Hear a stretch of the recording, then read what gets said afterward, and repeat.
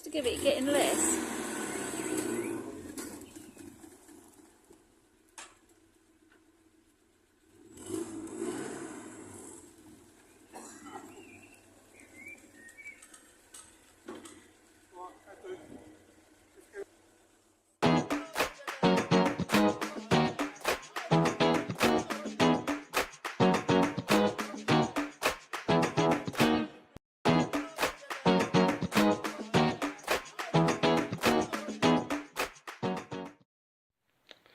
Here we have a 1955 Series 1 Landrover.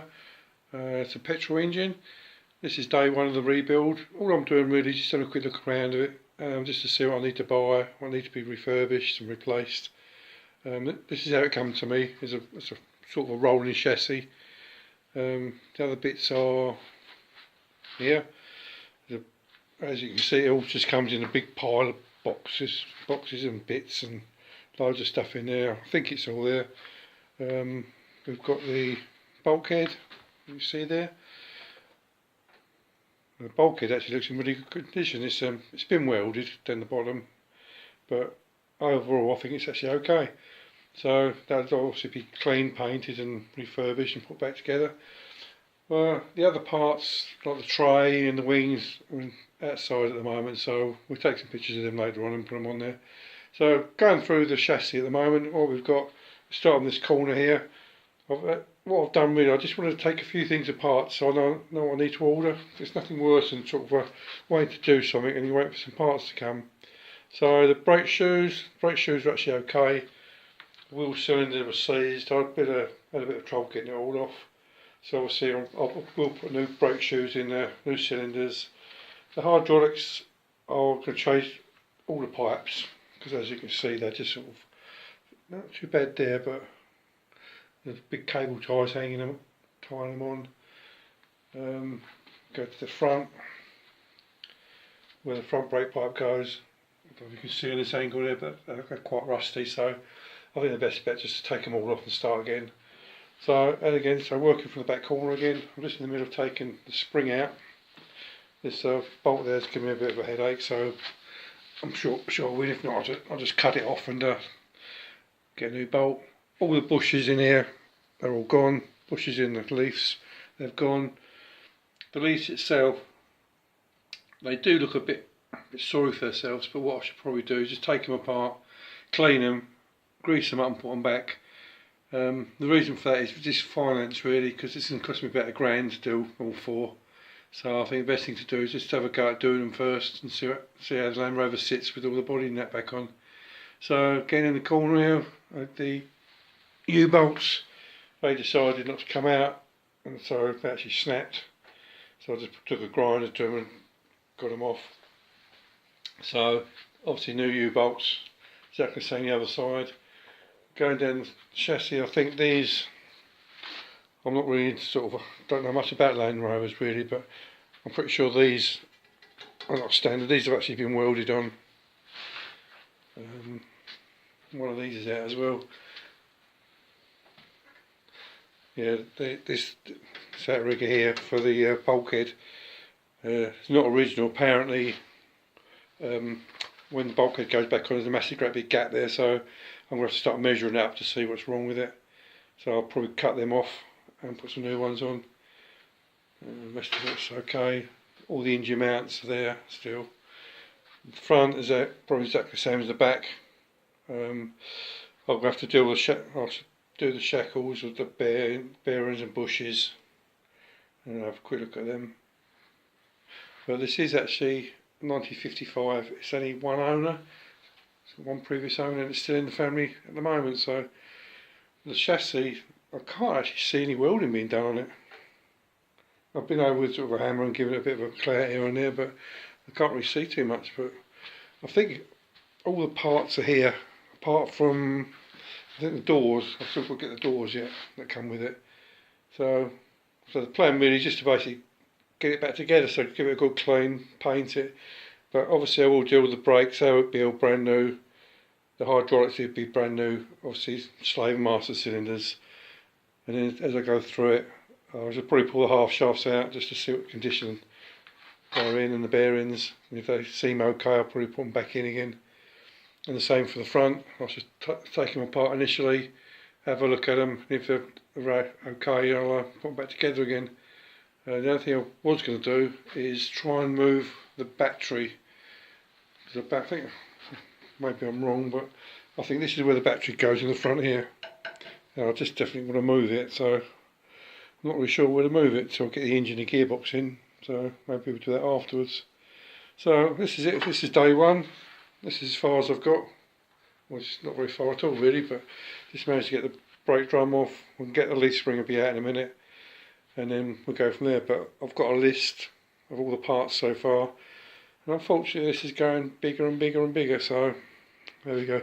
I think the biggest pain in the arse really is getting the bolts undone, because the car's over sort of 60 odd years, was it 65 years old, whatever it is, and some of these bolts have never been out, but we'll see that they will come out. If they don't, I'll just cut them out and replace them.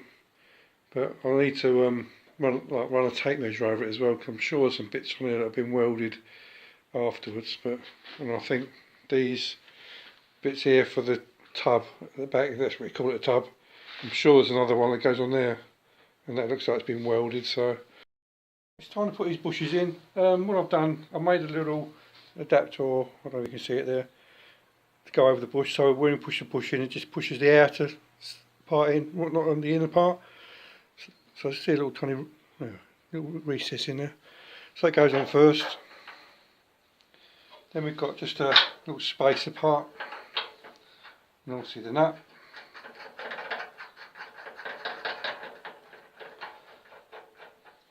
What I'll do, I'll put some cemented seeds paste. So I haven't actually got any copper slip, I've got some aluminium slip. It's exactly the same stuff, but it's heavy. And it's just as horrible things to work with as well. The reason I put it on there, it'll help it to lubricate to go in. And also, if there's any pieces of, any little bits of rust in there, or bits and pieces, hopefully it'll fill them all up and get the water out. So, well, that's it, we'll go winding it in and see what happens. Get this out of the way. Well, it's still been cleaned, so hopefully it should go in alright.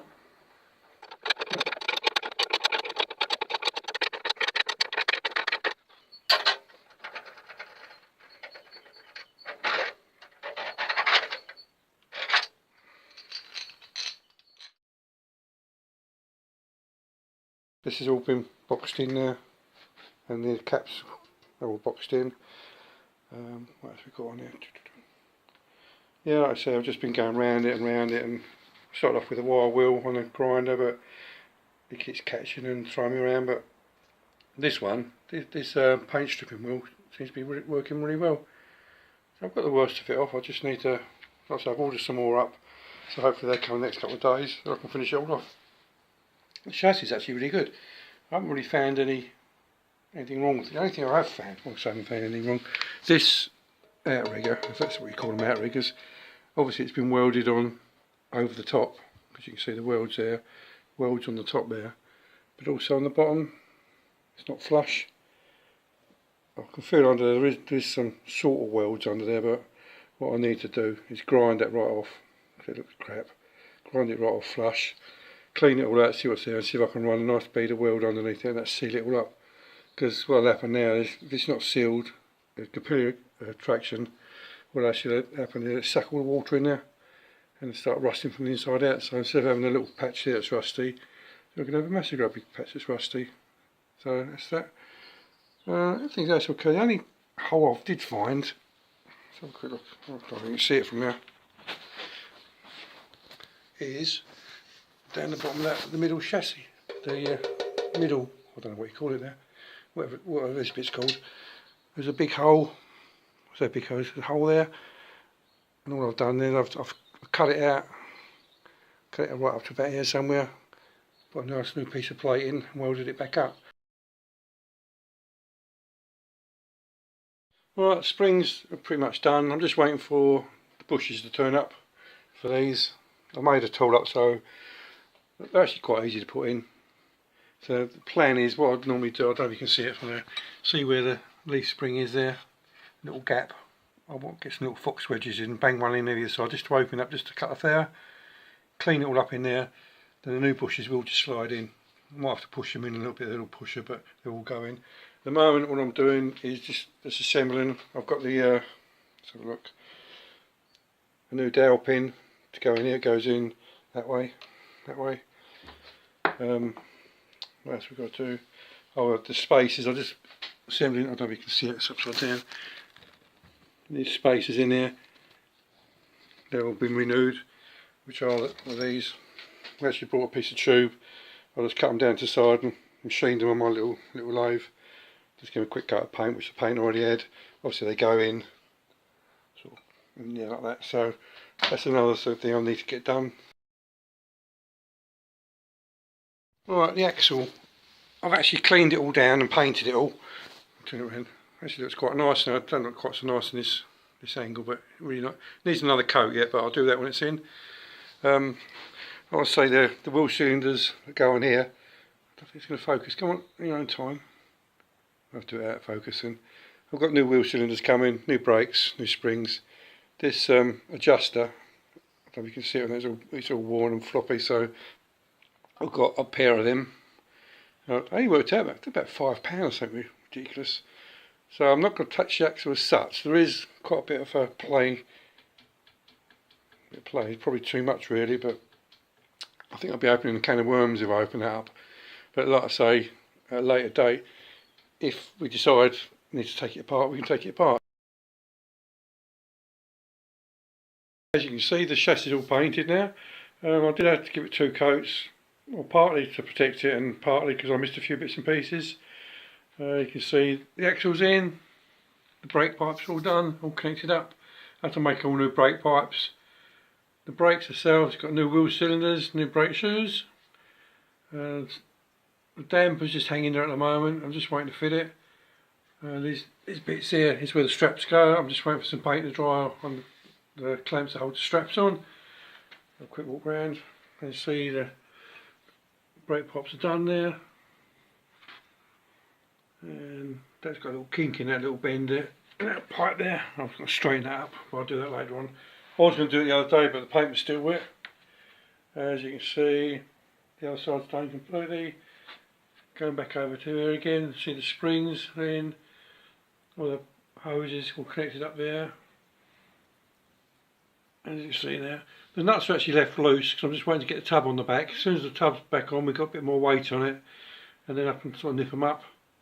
So, like I say, there's all new bushes in there, new bushes in the springs. There's actually sitting on axle stands now, so I don't know if you can see it. I don't see it bouncing or not. Yeah, well, that's good enough. Yeah, so that's that bit all done. I'm going through now. The idea is just going to do half at a time, makes it a bit easier, so I've done the back now. Handbrakes been done. That's all worked up, that's a treat. Got to do the connecting rod, that needs a bit of coat of paint. Now I'm just sort of starting the front now. The bits I'm starting is a brake pedal and a clutch lever.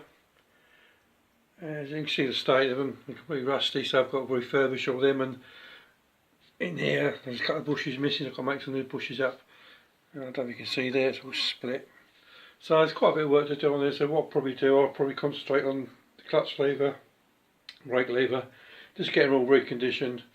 Make sure they're all nice. I've ordered a new master cylinder, but I've got to sort something out with the bracket there. So that's pretty much it now. So quick overview of it again. So the paint I use is like a military paint. The reason I chose that over sort of the normal sort of Hammerite stuff is that it dries really slowly, which is really good. So you can brush it on. Well, I say brush it on. I actually use a little tiny roller. And it gets nice effect. You see it on the camera, see nice effect on it. It's really nice. It's a satin black. It's quite tasty.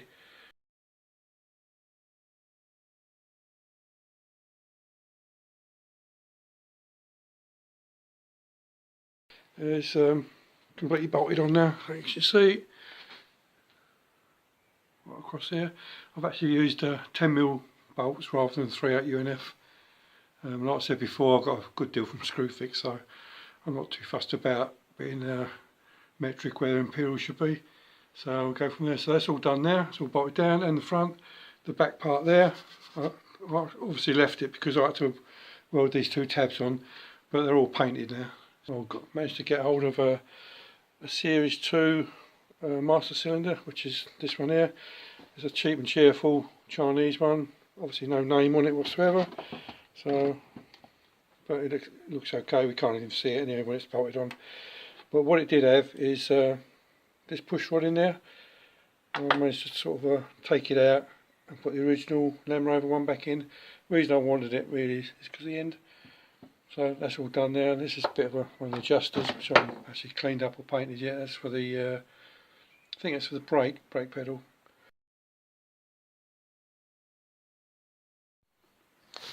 Right, the next bit I want to do on the chassis is once the back's all done and the tub's all on, I'm going to start from sort of about here, and I'll strip all this down, get rid of the old brake lines, because this, you can see this one here, that one's actually rusty.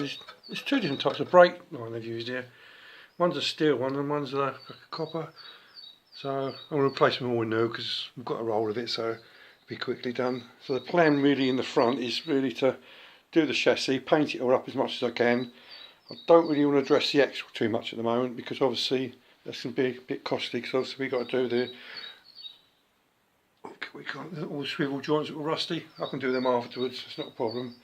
So the idea really is to get all the chassis painted and drop the engine and gearbox in.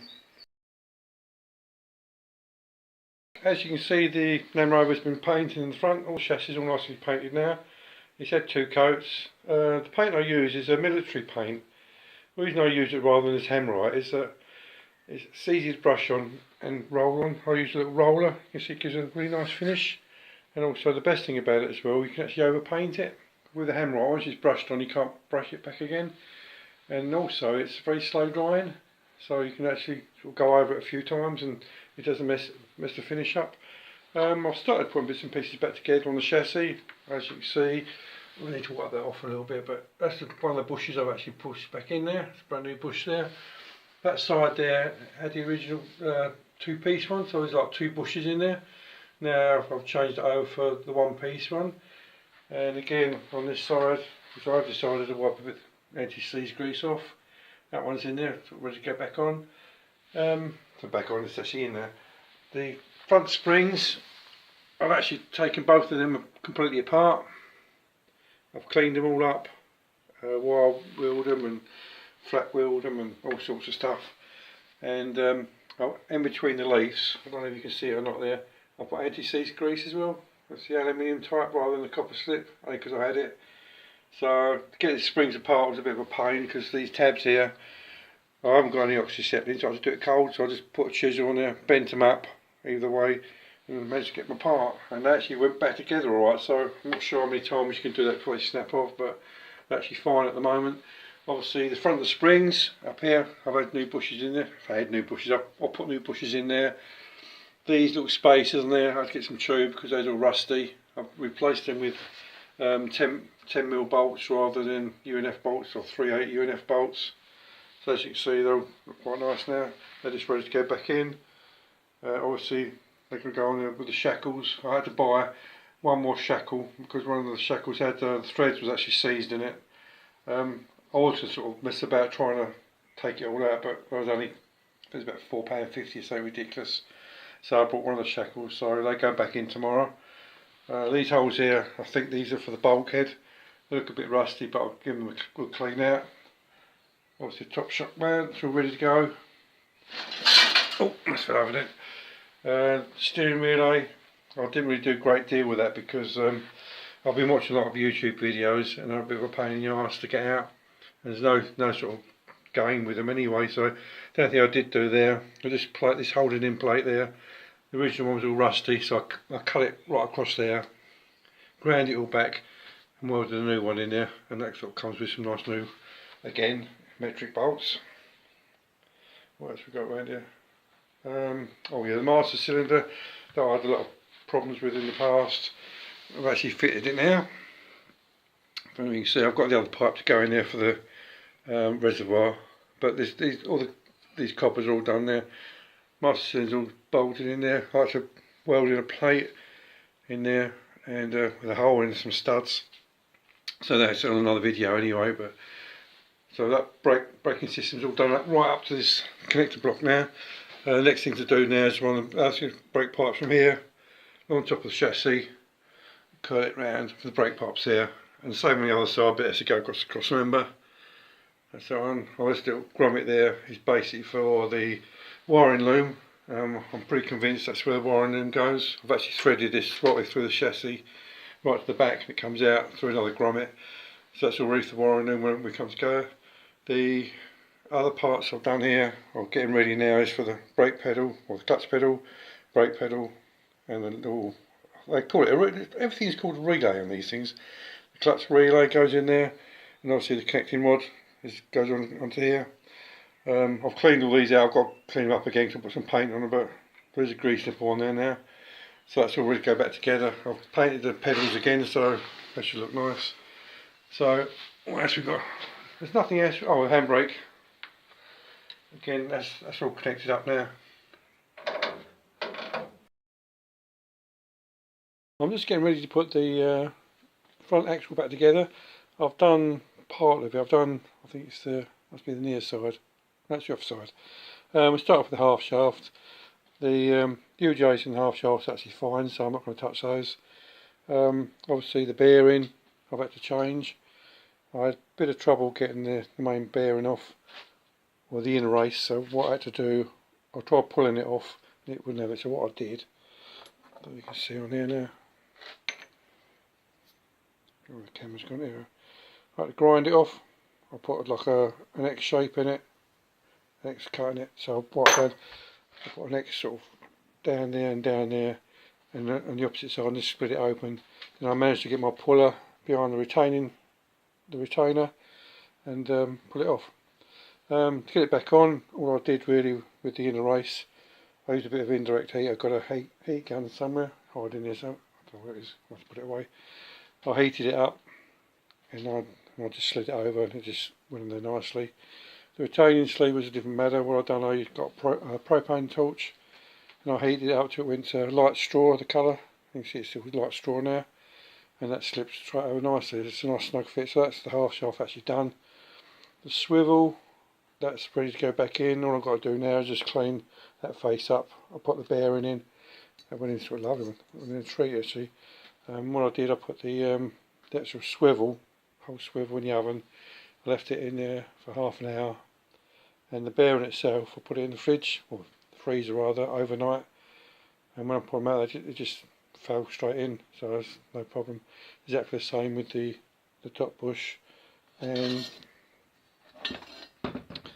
the bottom one. That's exactly the same. The outer race of the taper roller, that went in the freezer as well. So the swivel's ready to go back on. Just need to clean that face off. I've got new oil seals, or lip seals, or whatever you're going to call them, and the retainers. You can see they're quite nice. You can see the old one there. What state that was. The actual rub is actually rock hard. This is nice and flexible. Right, the extra's all ready. I was actually waiting for the gasket. I did order all the parts, but unfortunately Craddock's forgot to send me the gasket. I did have some gasket paper, but it wasn't quite wide enough, so I had to wait for the gasket to come down. That's all ready, it's all cleaned, wiped out. All the flanges on the end, they're all clean. They're ready to accept the seals in there. What else we got? And the diff itself. That's all been checked over. That's all cleaned. That's all ready to go back in. Again, I know I said it before, we've got the gasket in there. That's all ready. Today I'm mainly going to concentrate on the engine. The engine's been out the landy for, well, it's about 26 years. It's been stored in a barn undercover, so I don't think it's sort of got any damp or anything like that in it. Luckily, I don't know what that was, so I just fell on my back. Luckily all the fluids have been drained out. Unfortunately the oil has as well. There's no oil in it, but obviously there's no water in it. I've taken the rocker cover off to have a quick look, and everything, believe it or not, considering that's been sitting for 26 years, looks in very good condition. So I was going to whip the head off, but I'm a bit reluctant at the moment, so I might just leave that alone, just try and fire it up as it is. The only thing I did find was down here on the exhaust valves, this one here, that was actually stuck open.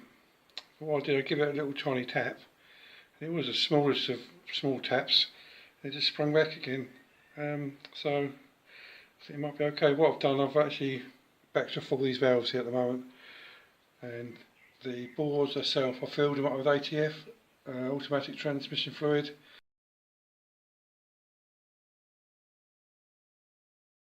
Today I'm going to try and get the sump on the Landy.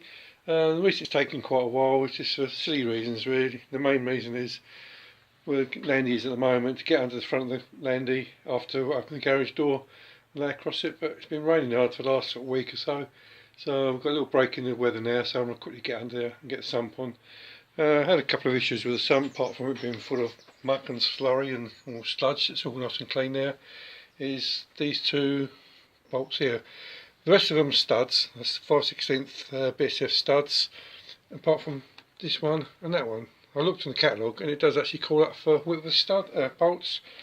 These are which is one of the bolts that come out. I don't know if it's going to focus on there or not, but it's actually pulled a little bit of the thread out. But I did check it out. Oh, you can't really see the thread, it's not going to focus. But the thread is actually Whitworth. I checked it all out, and I've got some nice new Whitworth bolts here. As you can see, the oil filter's in. What I wanted to try and show you, don't think I'm going to do it or not, is to try and show you the bores. There isn't actually any cross hatching on there, which I was hoping it's going to be. But it looked quite smooth, so maybe this engine's done a bit more work than we originally thought. So that's it. And we've got the big end bearings. They've actually got split pins in them. I've not actually seen that before. There you go, learn something new every day. Anyway, so let's get ready to put the sump on before it drops out of the sky. Oh, the other thing is I'm a bit too close to that, but the oil filter, I've taken that off and give it a good clean. So we're pretty much all ready to go. Just a short video just to show you how I do the valve clearances on the Landrover. What I've done, I've got the setup at the moment. I've got it on top dead centre for number 1. I checked with the distributor cap. Obviously the rotor arms there, he's pointing there, and that is number 1. So we put the spark plug and the bolt in there. All it is, if I could quickly show you, it's not exactly the same, but this one here is, I'll just use a spark plug, drilled it through 10mm, and put a bit of 10mm rod through it. This particular one in my hand is used for a different application where I've welded it, but the one that's in there now is just basically that part of the spark plug with a 10mm bolt, and what I've done, I've actually faced off the edge. So what I can do, I can actually turn the engine over. I know it's on top dead centre on number 1. I can turn it over till I get zero lash on there. I can do it one-handed. It is moving, see. So you can get it to that is top dead centre, and double check it. You just go around. You won't be able to see it on the camera here, but the timing mark in there is right up the top there. You can't actually see it on the camera, but that's on top dead centre as well. So all I need to do now is do the adjustments on valve clearances, and they are, I'm not sure which way around it is. Let's have a quick look. Let's have a quick look. Another 10 and 12, and they are, inlet is 10, well that's upside down, inlet is 10, exhaust is 12. So what we do, let's throw that on the floor for a second. So all we do there is get it up to, so it's rocking on the 0. So we know it's at top dead centre. Now I can adjust number 1 exhaust, number 1 inlet. Then you go through the firing order, which is 1, 3, 4, 2. So I go 1, I go into number 3, which is here. I'll do exactly the same, get it up to top dead centre, do both the valves, then to 4, 1, 3, 4, then 2. This is the quickest way I found of doing it. I've had a quick look around on loads of forums, and some of them obviously you can do it under the rule of 9, but it takes forever, and there's another way you can do it, takes even longer. This seems the quickest way. What I've been doing, obviously as you can see the wings are on, bonnet's on, I think the front grille was on before actually, the lights are actually connected, bumper and the wing. If I go through a few bits and pieces and show you what I've done. Right, first problem I had was this wing, which is obviously the offside. I don't know if I can show you or not, but when the phone decides to focus, that's not going to focus, so it has to be a bit blurry. This little bracket here I had to make, basically because the top of the grill, which is sort of there, was actually missing. So what it actually does, all intents and purposes, is ties. Let's get back a little bit. It ties the top of the grill to the wing. These brackets here, I didn't really want to put them on, but there's actually did have some brackets very similar to it before. I couldn't find them, but it actually left a big mark on there so you could see where they went. So I thought it'd better make some nice new ones. So they're actually made now, that side and that side. But what I'm going to do, I'll just get some self-etching primer, etch them all up, then put some green over the top of them. I found out the colour of this green. I can't remember what it's called at the moment, but no, I can't remember. Then I'm going to paint them green. Then I'm just going to get some wire wool and just scratch them up a little bit, so hopefully it'll all blend in. These, I don't know what you call them, the coach bolts, but they were bright zinc, and what I've done with them, I wanted to age them a little bit, so what I've done, I heated them up and quenched them in some hot oil, and it come out a nice finish like that. On the other side, I don't think you're really going to be able to see this too much, but round there's a little bracket that holds the top of the wing to the grill. Obviously the hole was actually pushed out, and so I sort of make a spreader bar or spreader plate across it. So that's all done now. Well, the next thing was the radiator. The radiator just bolts to the shroud here. But when I bolted it on, it wasn't very secure, and I thought, well, time you get a bit of water in the radiator, it's going to wobble all over the place. It's actually solid as a rock now, so what I actually did, I'll show you inside. There's still a bit of a swoof down there I need to get out. But I made this bracket up, which goes, the wiring's in the way at the moment, goes all the way down here. And I actually put some captive nuts on the bottom of the chassis. And so what happens now, the radiator bolts through the shroud and straight onto this angle and gives it a bit more support, which is so strong now, it's unbelievable. I've done that very similar to the other side. There, that hole there was actually a tapped hole in the landy anyway, and I've done exactly the same there. I can get through. There you go. And the actual angles that I put on there, believe it or not, I did paint them on the reverse side, so that when I come to put them in, I actually go over them with another bit of paint and touch them up. While I'm at the front, the wiring's actually all done now. From the front, the indicators, the side light side, major problems with, because especially that one, it's actually rusted solid because the gauge at the back had obviously split and just filled up with mud. It took me a while cleaning it out and freeing it up. You can't actually buy them anymore. I had a look, you can buy the 2-pole ones but not single pole ones, so I managed to make one good one out of them bits and pieces I had. So these are actually all wired up now.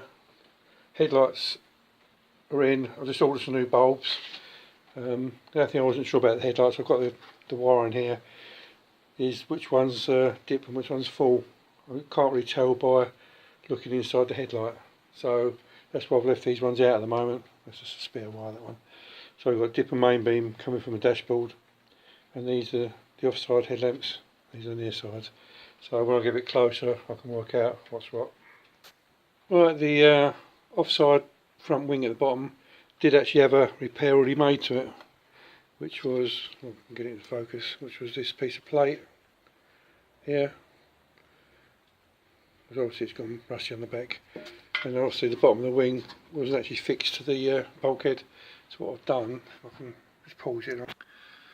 Now what I've done, I've actually made a plate on the inside, so it puts a plate on the outside, probably so that fixes to the bulkhead, which is quite good because the bottom of the wing didn't actually, the hole had all eroded down there anyway, so I had nothing to fix it with.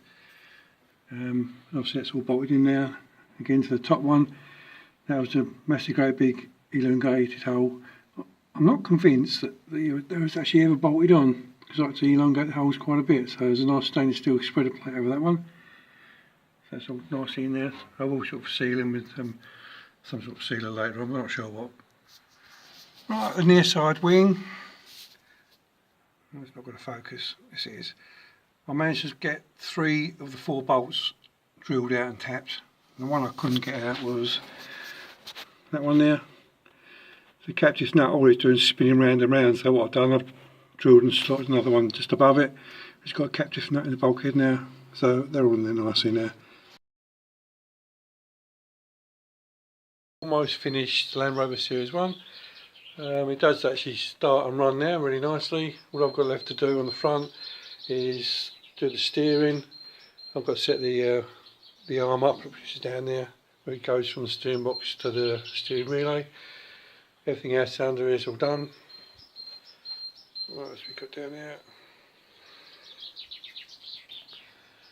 Fuel pump actually works as it should now. The only thing that's missing on the front at the moment is the fan belt, which is actually out of stock at the moment, but should be with me in the next couple of days. Inside the cab's all finished. All the dashboards all back together. Obviously I've left the steering wheel off at the moment because it does get in the way quite a bit. Pedals, I've got the brake pedal in, the brakes are all done. Clutch pedal is going back in today. Obviously the throttle's all working, connected handbrakes are working. As you can see, the battery's been relocated under here now. Yeah, so I'll give it a quick wipe over, quick oil up. It looks really nice, looks quite original. The only thing that doesn't look original at the moment is the start button, but obviously I'll probably paint that green or do something with that. So that's the inside of the cab. I've got one of the 2 doors on at the moment. I can't get the other one on at the moment because I haven't got the width in the garage, so I'm just hoping it all fits. I've got the piece at the top to go in. I'll do that in a minute. Let's close the door up. Everything looks nice. Oh, the wing's got loads of dents and marks on it, but I think it looks pretty cool. Just about to put the front wheels on, put them on in a minute. Looking at the back of the cab now, I've got the spare wheel mounted. We've got a set of, well, that's a brand new tyre on that one. And the wheels actually in the other garage at the moment. There's a bit cluttery out here at the moment, but it's all been cleaned up nicely. It's quite original. On the back, all nice and clean and tidy. There's a few bits and pieces like that over there. Shouldn't be there. That's there. The only thing I'm a bit concerned at the moment is getting it out of the garage. Because on the roof, on these roof, I was always going to put the canvas top on, but I'm not 100% sure I'm going to have enough room because the back's got to come up quite a bit to get the wheels on. So I'll just have a quick nice walk around before I get the wheels on and put some water in the radiator. There's a steering wheel. I haven't got a centre for it, but I've just been offered one, so I'll have to think about that because it's quite expensive, but we'll see. Again, inside the cab looks really nice. I'm really pleased with that. Really. The only thing that isn't original in here, unfortunately, is this little panel here. But what I might do is might get some more wool and just scratch it up a bit, because what I've done underneath there, I put a primer, an etch primer, then I've sprayed it black. Then I painted it green. So hopefully you rub it through, it might sort of come through to a bit of the black. Everything on the dash works. That's the dash light, hasn't got a button for it. The only thing that doesn't work is that is the washer, which I'm going to have to sort out. The windscreen wiper actually works. Found the mirror for it yesterday. And that's pretty much it. I'm going to slow walk round, you can see. And there's the other door.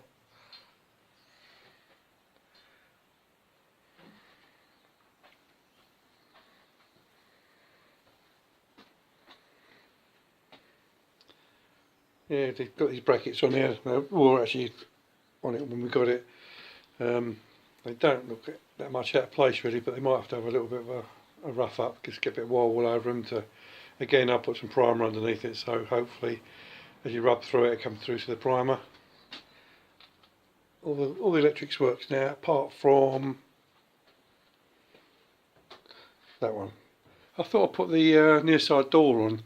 And the only problem is I couldn't actually get it on properly because I had to take the middle hinge off, because you have to open the door sort of about 180 degrees to get it on. So what I've done, I've slipped the middle hinge off, and I'll show you how bad the door's fitting. I'm not sure what I'm going to do about it at the moment, so let's have a quick look. I'll turn it. Oh, it's got caught up. Get off. Let's turn the camera around the other way.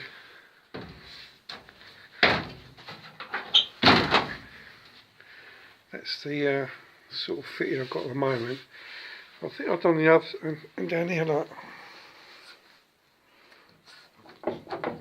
I'll better adjust the lock a little bit, or the catch.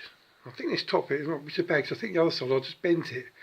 But the problem I've got really is that's the middle hinge I've had to take off. Because the other, obviously the top one and the bottom one just slot straight in, but the middle one here you have to bend it, open the door near enough right back on itself to get it in. So right, the other thing, just quickly, I had to change was the rear lights. These ones are so much better. These sort of round ones, they sort of keep in sort of well, they look like sort of period correct. The reason I had to change them, I want to show you or not. These are the lamps I originally bought, which are okay, but I think they're from Series 3 maybe. Believe it or not, I couldn't get any bulbs for them, because the normally the brake and stop bulbs, they have like a staggered pin, and these ones were parallel. I just couldn't get any bulbs anywhere. Now, that's the same as the side light bulbs. We've got one here or not. Yeah, I found one. This is a side light bulb. See those sort of parallel pins? And that's the same as what these fittings are for this one. I'm just trying to fit the cover on the Landy. It's been rolled up for so many years, it's all gone a bit creased, so I thought what I'll do, I'll just lay it on the top just for a while and just let it sort of hang down and let it drop out a little bit. It's actually in quite good condition considering. The only thing's wrong with it is the ropes. I'm going to have to get another ball of rope or whatever it comes with. It took me a while to work out which way around it goes. Apart from that, it's actually really good. Let's have a quick look in there. Obviously I've got the front there to pull up. Again, it's got some like a rope on it, but it's a different sort of stuff. I might change that and put proper rope. It doesn't actually go underneath the little hooks on the windscreen very well. These straps here, I know that one goes in like that. So it's all looking good. So no, so I'll give it a couple of days to sort itself out. And that needs pulling tight, because that needs pulling under there. So I think what the way to do these is start from the front, hook it on the hooks on the windscreen, which is round here. So all these little hooks here, put them under there first, then you pull it back tight. I've actually watched a YouTube video, so I know roughly how it goes. The other thing I was going to show you is the door. Let's have a quick look. Well, the previous video I showed you the door wasn't actually fitting very well. I've got it fitting or best I can now. I've lined it all up. Looks pretty good now. Actually opens and closes properly. I've got the gap on here. I don't even know if it's a massive great gap. There is a gap there, but it's just the width of the rubber now, so that's all looking good. Let's have a sheet of it. What I did, I'll show you what I did.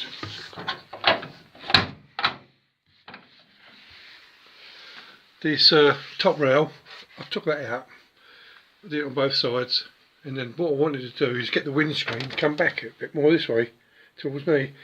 The only way I could do it, or realise I could do it, was on the mounting point here, with this clamp sort of locks the windscreen down. So there's two bolts here and there's some elongated holes. So I just knocked this down a little bit and that pulled the windscreen back nicely, which is really good. The door was fitting. I did the catch. I unbolted that, freed it up and pushed it in a little bit. And that made the gap disappear. And the top of the gap here, that went sort of there. I don't know if you can see it or not. That's there. I pretty much bent it. I actually put my knee on there, held it on there and pulled it, and then actually straightened it right up nicely. So a bit of brute force. The only thing I'm not sure is how good the gaps are supposed to be, or how good they were when they came out of the factory. Today I'm going to show you how I bleed the brakes on my Capri. I know there's loads of different ways you can bleed them, but normally it takes two people, or loads of expensive equipment with vacuum pumps and air compressors and the like. So I'm going to show you the way I do it. and the way it works every time. You can do it by yourself. You don't need to go and get the wife, and so she sits there for about 10 minutes pushing the pedal and moaning and whining. So this is how I do it, but what I'll show you a couple of alternatives first.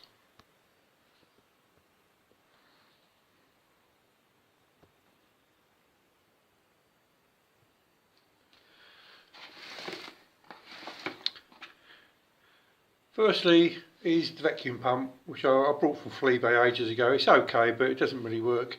Basically all you do, I don't really want to touch it because it's covered in brake fluid, but basically you set it up to your bleed nipple, create a vacuum by pumping the lever here, crack the valve open, the bleed nipple open, got a quarter turn, and it should draw all the air out of the system. It sort of works, but works for the front brakes okay, but not the rears.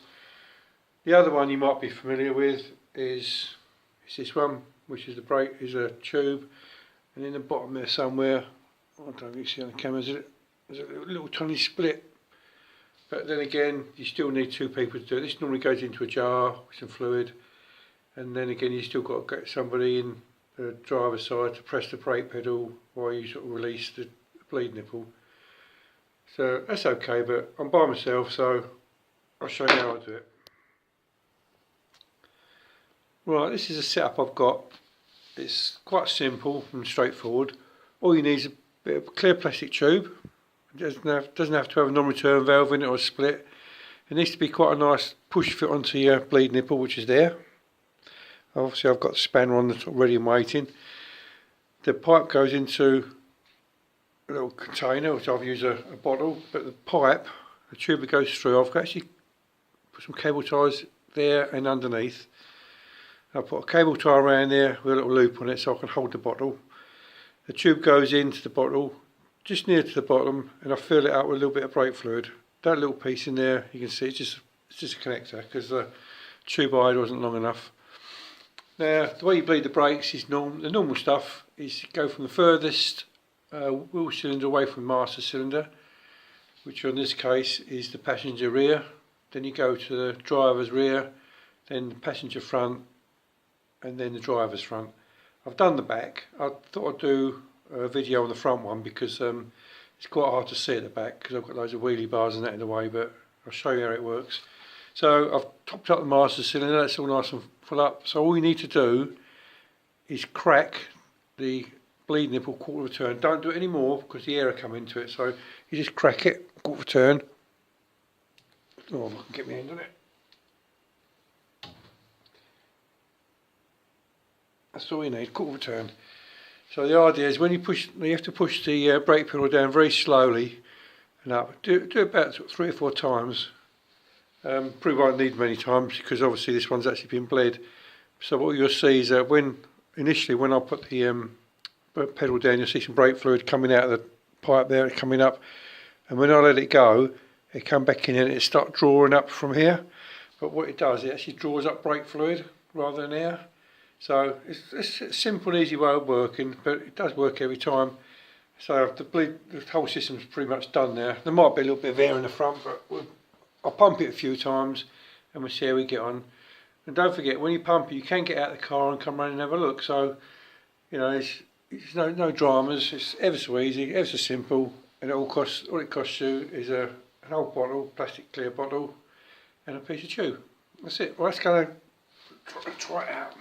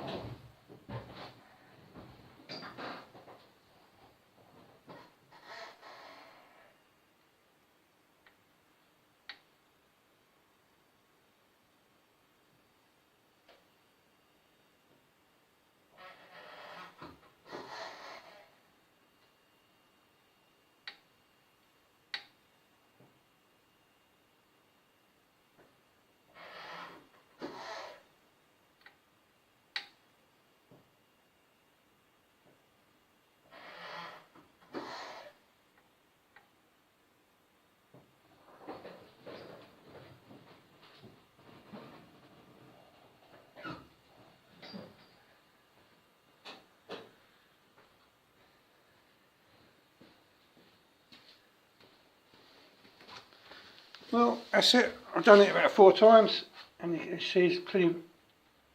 I'm not sure if any bubbles come out because I couldn't actually see it, but I'm sure there's, judging by the brake fluid in there, it's actually spot on. So that's good. So that's that one done. Just the other side to do now, and that's it.